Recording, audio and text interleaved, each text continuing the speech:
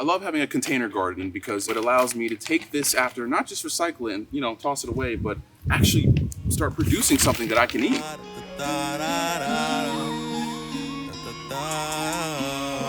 I grow it, I cook it, and farm to table. Broccoli, peppercorn, and basil. Zucchini is a staple. I never thought I'd see potting mix or ant colonies in COVID quarantine. About to hit the garden up. The name's aLJo, I farm it up. I got seeds, I got time. Plus I'm hungry, so let's start it up. Let's go!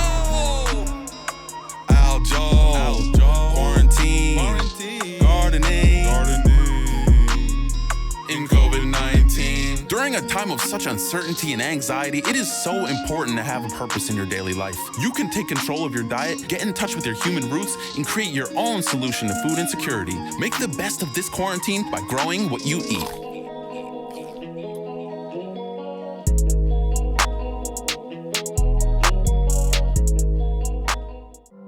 Welcome to the Container Gardening episode.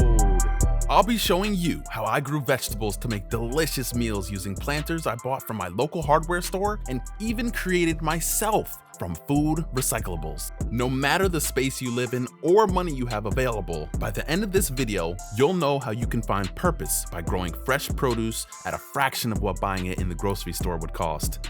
It's time to take steps towards growing what you eat. All right, real talk. Finding serenity and mental peace has not been easy during this pandemic. Tired of the same boring routine every day, I decided to devote my free time to container gardening. And the hobby quickly transformed into an addiction of the best kind. I've found the act of growing, caring, and harvesting is therapeutic in and of itself. It's worked wonders for bringing me peace of mind. When you grow your own food, you are quite literally bringing something to life. And once you finally pick that sweet strawberry or that spicy pepper, that tender green bean off the stem, whew, that sense of accomplishment is one of the most gratifying feelings you can experience. And don't get me wrong, I am by no means an expert gardener, still learning, but after going all in this summer with research, trial and error, and careful reflection, I'd be doing humanity a disservice by not sharing with you what I've learned. And that's why I'm so excited to share this passion with you, because with the right information, patience, and just a little bit of discipline, you can feel that sense of place in the world. I hope you can achieve that same sense of purpose. Whether you have a massive backyard or just a small window in a tiny apartment, you can grow your own organic food. And guess what? You can use everyday recyclables as gardening planters. I love being innovative, so I did some research and decided to experiment growing with different types of recyclables around my house. I'd be both reusing my plastic waste and growing nutritious food to eat. Now that's a 2-for-1 special for you. To choose the right plastics to grow in, I looked at the recycling numbers on these empty containers. Recycling numbers 2, 4, and 5 are durable and leak the least amount of chemicals, especially when exposed to high temperatures like sun or under grow lights. Number 5 is the best option since it's made from a material that has a high melting point, but I found number 2 recyclables to be more accessible. Once you've chosen your containers, don't forget, drill holes in the bottom. This will allow for optimal drainage. Save the tops of these recyclable containers too. They're often the perfect size to put underneath your new planter to catch excess water. All right, now that you have your container, meet me outside and I'll show you step by step how I pot my seedling. What's up, everybody? It's your boy aLJo, coming to you from aLJo Gardening. Today I'll be using this bean, bush bean plant that I started from seed. And it took about 3 weeks. This is about 3 to 4 weeks in progress. And it's about time to start planting it. Put on a new set of leaves, and some more are coming up from the center. So I started to take this beautiful, well, it wasn't beautiful when it had coffee grounds in it, but it's beautiful now because I'm gonna add it to my container garden. I drilled some holes in the bottom for water drainage.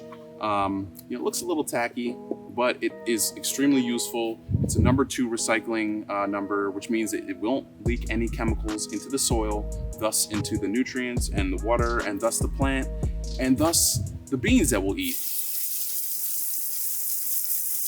I'm just gonna start off by getting some soil and putting some potting mix in here. Probably enough to get to the lip, right about here, so that it'll have at least some room to breathe. We don't want the soil coming out the top. I love having a container garden because it allows me to reuse things that I've had. So it allows me to take this after, not just recycle it and, you know, toss it away, but actually start producing something that I can eat. And what's better than eating your own products? You can see my beautiful garden behind me, mostly containing earth boxes, but I've gone into year, I guess, 2 or 3 of actually gardening. It's been like a 6-year span since I started. And what I'm doing is basically testing out some new things, some new plants, trying some new vegetables, you know, trying to maintain, you know, the growth, limit the pests, and overall just have a nice summer. You know, obviously COVID's taken us over, but we can still find ways to find happiness, to find peace and serenity, and this is the way that I do it. My container garden is something that I have inside under some grow lights, and I just love it. It's something that I can check up on. I see the progress, and the bush bean I have in there right now is actually one of the better growing things, extremely fast producing, and it's just been a pleasure to watch grow. So I'm excited to get this one in here. I put the soil up to about here now, as you can see. I probably will actually soak the soil a little bit before then, just so it'll establish. It'll probably lower a little bit, and then I'll be able to dig my hole, put my bean in, and water it one more time, and then watch it grow. Allow the roots to become acclimated, and then start giving fertilizer to really progress that growth.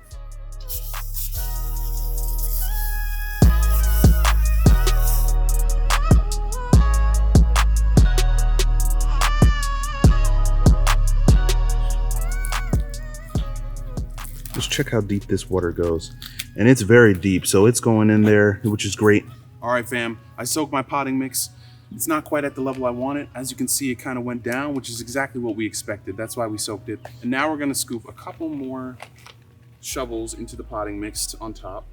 So just gotta kind of get an even layer. Let's check out the seedling. It looks pretty good. You can see a hole in here. I'm not sure how this happened, but I saw it when it sprouted. I was worried it wasn't gonna make it, but it started to create some new sets of leaves. And as you can see, there's another set coming up here, which is excellent. I'm going to push from the bottom, kind of squeeze on each side, get the soil a little loose. There we go.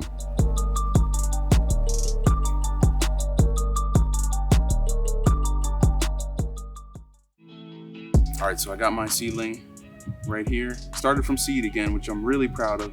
It's not quite root bound, just enough where it's established. You can kind of see it coming down, and it's easy to kind of take out. Again, this was not potting mix that I put in here. This is a cocoa coir base that I planted the seed in. I got from the store. I think it was a Jiffy brand. All right, easy enough. Dug a hole, planted it in, covered it with some dirt from the side. I'm gonna put a little bit more dirt on top, water it so that the roots are able to, you know, settle downward in the area that the water will go, and then I'm all set.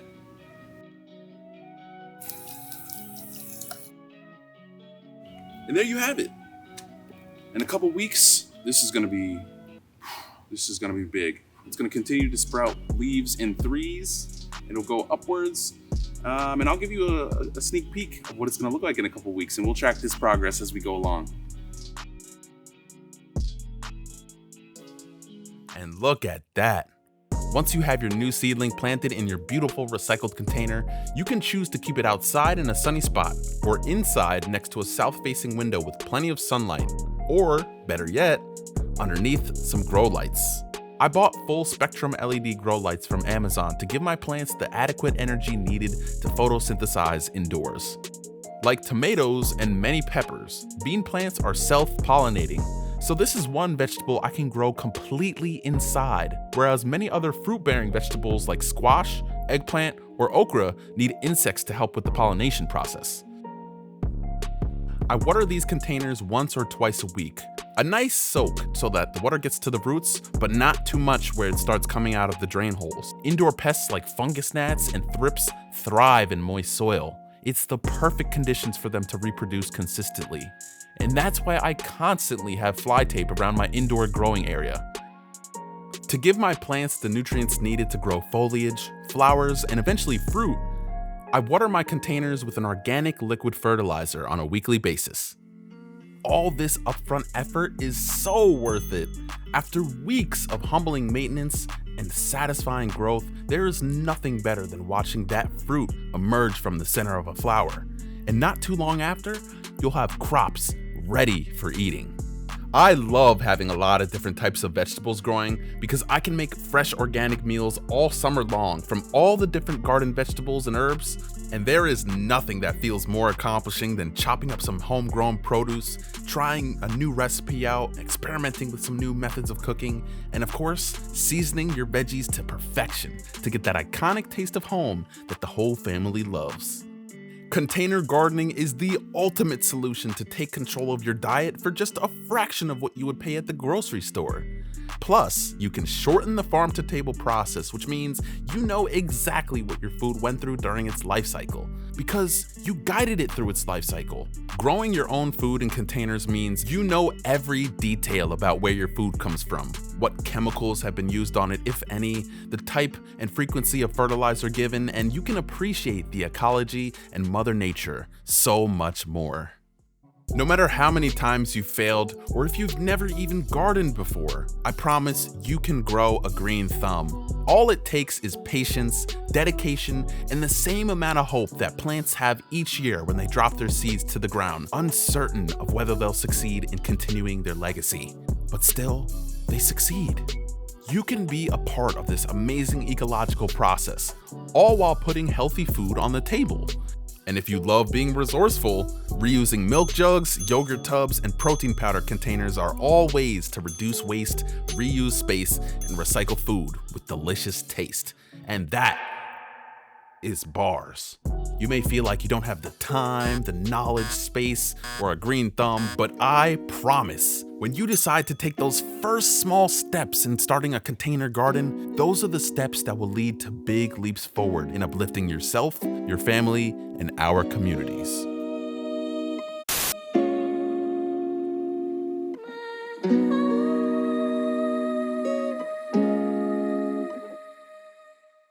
I grow it, I cook it, I'm farm to table.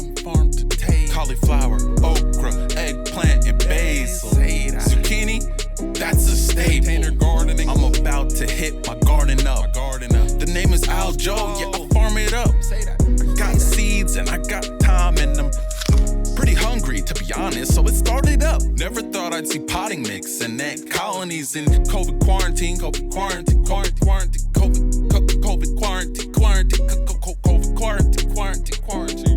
Whether for fun, to find peace of mind, or to combat glaring food inequities, it is time to start taking ownership of your food supply. Break free from food insecurity and food apartheid by starting a container garden today. Not tomorrow, not next week. All right, fine, you can start on the weekend. I get it, you're busy with other stuff. But start growing ASAP, because you'll never find a hobby as mentally gratifying and stomach-filling as gardening is. It takes less than 30 minutes a day and saves lots of cash in the long term. Join me in uplifting yourself, your family, and our community for generations to come.